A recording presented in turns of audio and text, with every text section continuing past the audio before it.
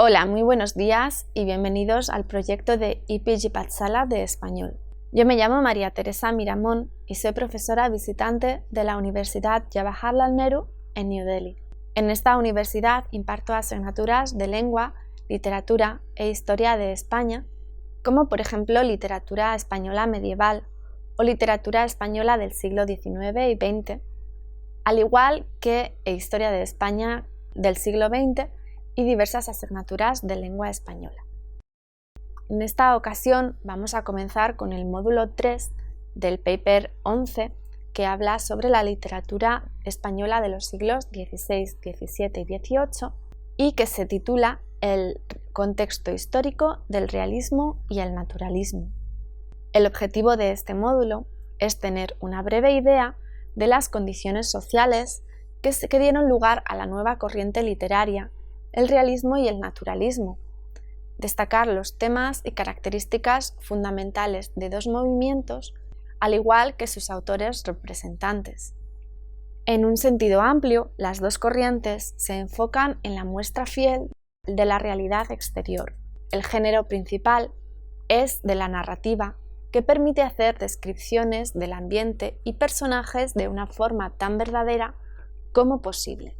Tienen su base en las corrientes filosóficas como el socialismo, el positivismo, el materialismo y el determinismo.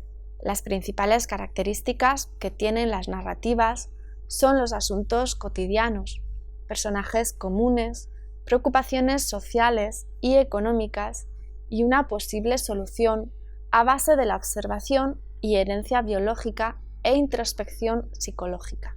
El siglo XIX es, en Europa, el gran siglo del realismo y de la novela. La novela realista española llega en época más tardía. En ella se dibujan las tendencias que marcan el pensamiento de la época, la tradicional y la progresista. Las dos tendencias vamos a explicarlas más tarde con los autores representantes. El realismo surgió en la Francia de la primera mitad del XIX y se inició con autores como Balzac y Stendhal, y se desarrolló con Flaubert. Se dice que la corriente realista surge como un movimiento opuesto al romanticismo e intenta trasladar la realidad al arte, es decir, representarla lo más fielmente posible. Al contrario, a la subjetividad dominante del romanticismo, subrayó la objetividad. Los escritores se dedicaron a una observación minuciosa del ser humano y su comportamiento. Por otro lado, muchos opinan que el realismo surge como una evolución del romanticismo y no como una oposición a él. Ambos suponen un desacuerdo del escritor con la realidad, pero mientras el romanticismo prefiere acudir a los sueños y al idealismo para afrontarla, los escritores realistas prefieren un examen crítico del mundo que les rodea. Courbet define así la nueva corriente. El realismo pretende la reproducción exacta, completa y sincera del ambiente social y de la época en que vivimos. Esta reproducción debe ser lo más sencilla posible para que todos la comprendan. La evolución del contexto social favorece el nacimiento del realismo, crecimiento, industrialización y avances técnicos bajo el poder creciente de la burguesía. Las filosofías positivista y marxista tienen mucha influencia en el pensamiento. La primera propugna la experiencia como punto de partida del saber y la segunda defiende la lucha por abolir esa sociedad para llegar al socialismo.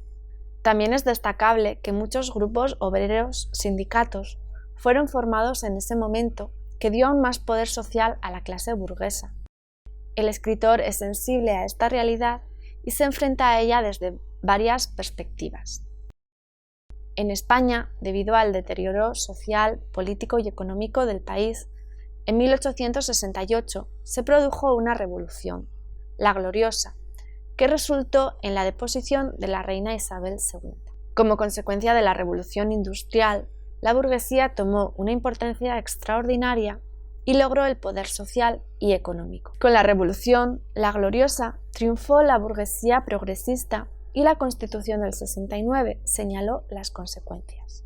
Libertad de expresión y de enseñanza. Durante la segunda mitad del siglo se dibujan dos escuelas de pensamiento, la tradicional y la progresista. Los que pertenecen a la primera escuela tienden a poner límites al realismo, quiere decir plasmación veraz de la realidad, pintura de caracteres, crítica de conductas, etc. Rechazan ciertos temas como la fealdad en la muestra de la realidad. La realidad es un poco idealizada. Juan Valera, sobre el que vamos a discutir más adelante, es liberal en sus ideas, pero evita plasmar los aspectos míseros y tristes de la realidad. Por el contrario, autores de la otra escuela como Galdós y Clarín se esfuerzan por reflejar críticamente la vida cotidiana y son los representantes del realismo puro. Podemos destacar unos aspectos más importantes de esta corriente en términos de filosofía influyente. Esta nueva mentalidad tenía como base el positivismo, la filosofía, es decir, el pensamiento, que solo consideraba verdadero aquello que se podía observar y experimentar, las teorías de la herencia biológica, la sociología, el estudio de las sociedades, y la característica principal es la representación objetiva de la realidad. Está muy ligado a los acontecimientos sociales de este periodo y en muchos casos a la burguesía, que logró un poder económico y social y se convirtió en la clase dominante. Los autores pretenden reflejar la realidad tal y como es, y el género preferido del movimiento es, sin duda, la novela. Es el género más apto para la descripción de ambientes y la pintura de caracteres. Los autores se centran en la realidad más próxima, más conocida, y describen la sociedad contemporánea del autor. El método utilizado por los autores es la observación directa, la toma de apuntes y la documentación rigurosa. Existen dos tendencias de ideologías encontradas dentro de este movimiento. Por un lado, los conservadores, que se decantan por la vuelta al mundo preindustrial, defendiendo el mundo rural y mostrando la parte amable de la realidad. Por otro lado, encontramos a los liberales, que abogan por la sociedad industrial reinante, pero más justa, y la muestran tal como es. Los escritores reflejan con precisión tanto los ambientes, costumbres, lugares, vestidos, etc., como los caracteres de las personas, sus comportamientos, inquietudes, matrimonios, dinero, etc. Sus personajes suelen ser individuos inadaptados que se enfrentan a la sociedad y son derrotados por el mundo que les rodea. Normalmente son numerosos y representan a diferentes clases sociales. Hay muchas descripciones. La actitud del autor es objetiva e impersonal, ya que actúan como un crítico de lo que pasa alrededor. Se suele utilizar el narrador en tercera persona. El estilo suele ser natural y la lengua adaptada a la situación y la condición de vida de los personajes, culta, popular e incluso vulgar. Los temas tratados son muy variados: la política, el trabajo, la vida de los barrios bajos, etc. El rasgo que define a esta novela es la búsqueda de la verosimilitud. Los personajes que evolucionan a lo largo de la obra y aparecen en varias obras del mismo autor. También por esta causa, la acción transcurre en lugares conocidos. Se alude a fechas coincidentes con el momento en que se describe la obra. Otro rasgo formal es la utilización de un narrador, que aun adoptando diferentes formas, suele aparecer como ultra omnisciente, con el papel de cronista. Aparte de la narración tradicional y el estilo indirecto, sobresalen el diálogo, la caracterización de personajes y el monólogo interior, la subjetividad. Otro movimiento que surgió paralelo al realismo era el naturalismo. Tuvo su origen en las tertulias que tuvieron lugar cada semana por los autores conocidos como el grupo de Medan, formado por Émile Zola, Guy de Maupassant y otros. Según Zola, el autor más representativo del naturalismo, este movimiento no es una tendencia literaria solamente, sino un método para transcribir el comportamiento de los seres humanos. Es el estudio del temperamento y las modificaciones profundas del organismo bajo la presión del medio y las circunstancias.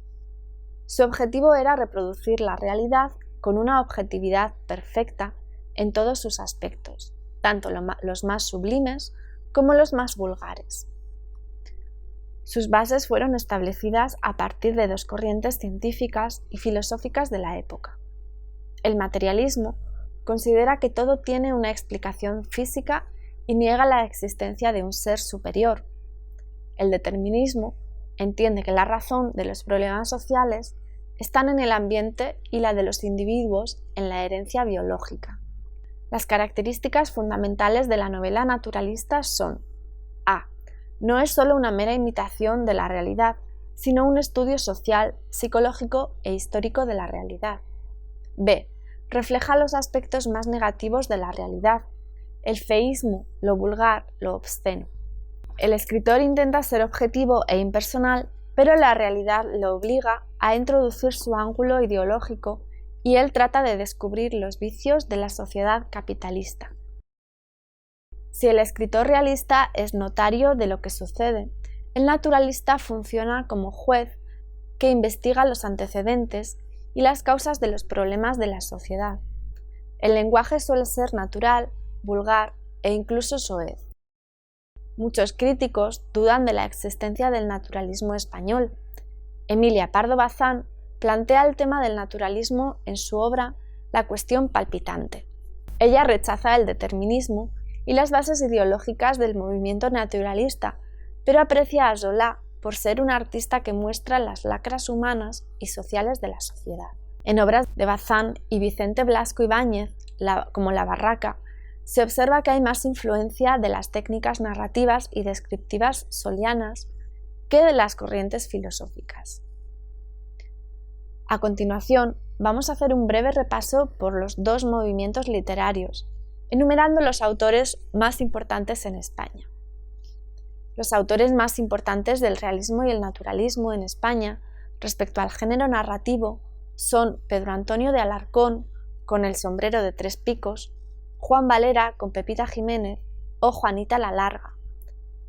Emilia Pardo Bazán, que tiende más al naturalismo, con Los pazos de Ulloa y La madre naturaleza, Benito Pérez Galdós con sus episodios nacionales, Doña Perfecta o Fortunata y Jacinta, y obras más naturalistas como La desheredada o Clarín con La regenta. Otros autores importantes son José María de Pereda, Palacio Valdez o Blasco Ibáñez. En poesía destacan nombres como Ramón de Campoamor o Núñez de Arce. En teatro, por su parte, están Ventura de la Vega o López de Ayala como autores destacados. Respecto al naturalismo, nos dice Mercedes Laguna que fue Benito Pérez Galdós el primero en utilizar las características de este movimiento en su obra La desheredada.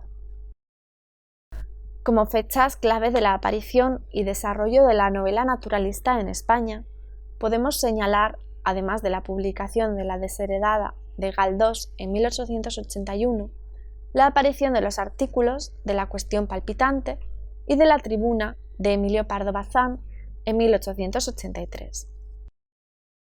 En 1884, Clarín publica La regenta y Galdós, tres de sus novelas naturalistas, Tormento, La de Bringas y Lo prohibido. En 1886, la condesa de Pardo Bazán publica Los pazos de Ulloa y su continuación, La madre naturaleza, en 1887. Así pues, vamos a hacer un repaso breve a lo largo de estas obras, empezando con La desheredada de Benito Pérez Galdós.